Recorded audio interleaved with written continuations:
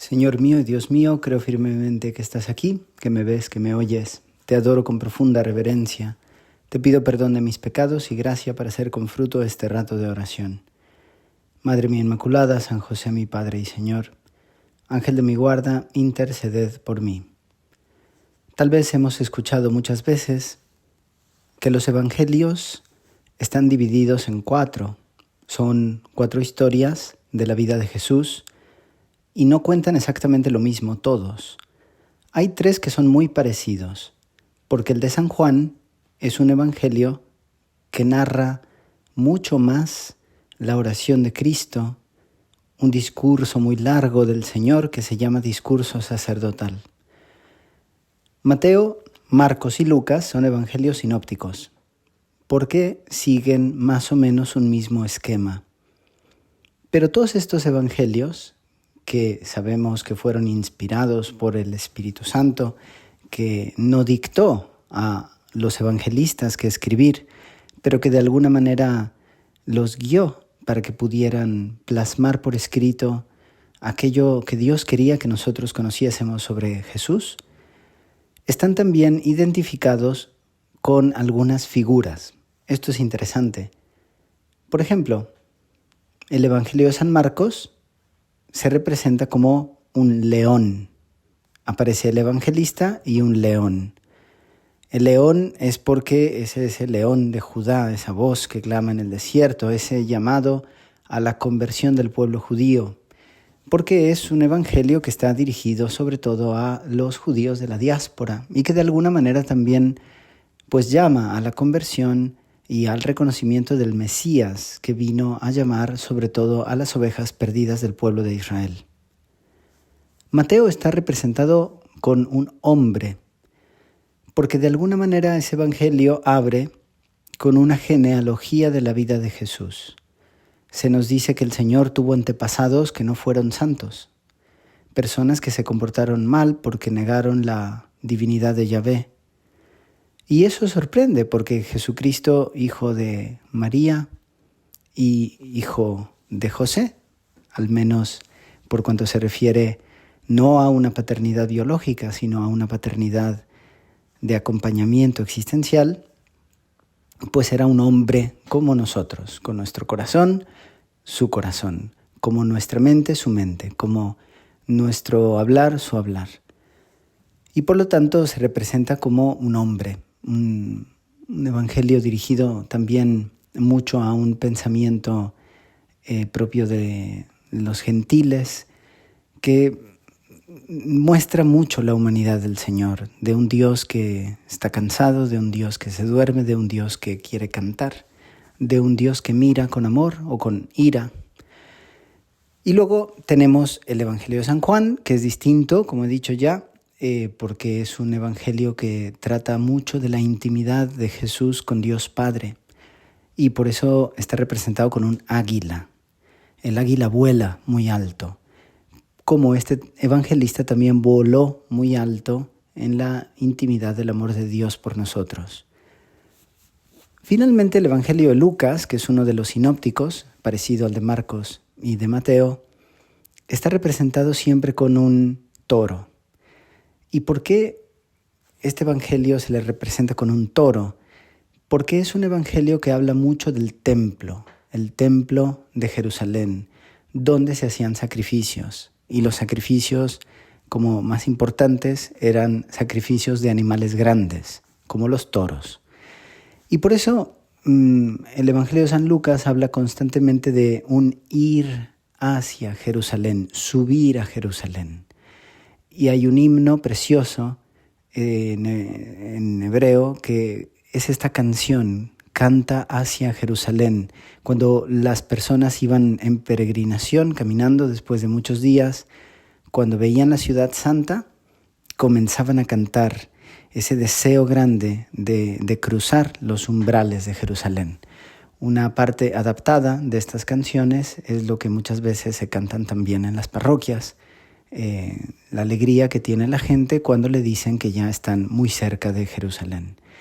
Lucas es un evangelista culto que tiene un lenguaje muy elegante y que de alguna manera nos hace subir a Jerusalén.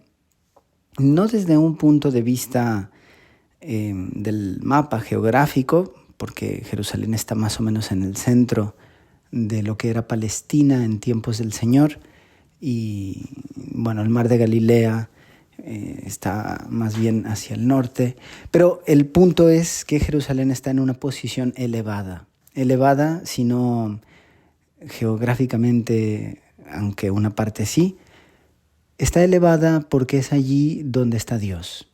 Y leer el Evangelio a Lucas lo hacía siempre pensar a cómo ordenar la exposición del amor de Dios. Es contar la historia del amor de Dios por los hombres. Y este es el contexto en que se nos coloca hoy este inicio de mes, donde tenemos a mitad del mes de septiembre la fiesta de la exaltación de la Santa Cruz, y es un mes para subir a la cruz y descender de ella. Subir hasta la mitad del mes y descender la segunda mitad del mes. Y tenemos en el Evangelio que leeremos el día de hoy, este capítulo 4, versículos 16 al 30 de San Lucas, donde nos hablan de la presencia de Jesús entre aquellos que lo conocen más. Es un evangelio que nos habla de nuestra vida, porque finalmente nosotros somos personas que hemos estado muy cerca de Jesús muchas veces y podríamos tal vez correr el riesgo de desconocerlo. Jesús fue a Nazaret, donde se había criado, dice el Evangelio, donde fue un niño, donde arrojó piedras, donde hizo travesuras, donde se robó alguna planta, sin saber porque era un niño, donde trató a la gente con cariño, donde sonreía a las viejecitas, y era conocido. Se sabía que era un profeta, así que había expectación. Jesús vuelve y entró en la sinagoga. Como era su costumbre hacerlo los sábados, sabían que Jesús era piadoso. Era un muchacho tal vez cuando hizo todos esos pasos de iniciación en la fe judía, y el Señor estaba acostumbrado a estar en la sinagoga y se levantó para hacer la lectura. Los textos sagrados estaban muchas veces escritos en hebreo, aunque el lenguaje común de la gente fuera más bien el arameo, lo que nos dice ya que Jesús era una persona muy instruida. Hablaba hebreo, posiblemente habló en latín con Pilatos, y era por lo tanto un hombre que, además de ser sereno, lleno de paz, era una persona segura, firme. Sabía lo que tenía que hacer, lo hacía sin aspavientos. Hablaba poco. El Señor es simplemente fantástico. Se le entrega el volumen de un libro del Antiguo Testamento que es el del profeta Isaías. Lo desenrolló porque no son libros como los nuestros, sino que estaban muchas veces escritos, eran muy preciosos, generalmente en pergaminos que eran piel de animales y por lo tanto muy caros. En Egipto había papiros que eran en cambio hojas, plantas, pero se conservaban mucho menos. Suponemos que era un pergamino escrito en piel. Y encontró el pasaje en que estaba escrito: el Espíritu del Señor está sobre mí, porque me ha ungido para llevar a los pobres la buena nueva, para anunciar la liberación a los cautivos y la curación a los ciegos, para dar libertad a los oprimidos y proclamar el año de gracia del Señor. Jesús te dice que está entrando en tu casa. Te habla de ese amor del Padre por ti.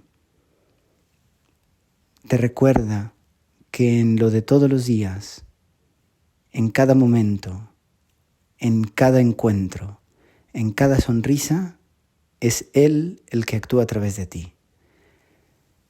Aquellos hombres de la sinagoga no escucharon al Señor.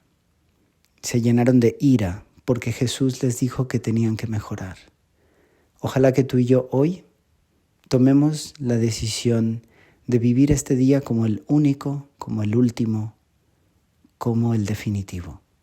Y le pedimos la ayuda a la Virgen Santísima para conseguirlo. Te doy gracias, Dios mío, por los buenos propósitos, afectos e inspiraciones que me has comunicado en esta meditación. Te pido ayuda para ponerlos por obra. Madre mía Inmaculada, San José mi Padre y Señor, Ángel de mi guarda, interceded por mí.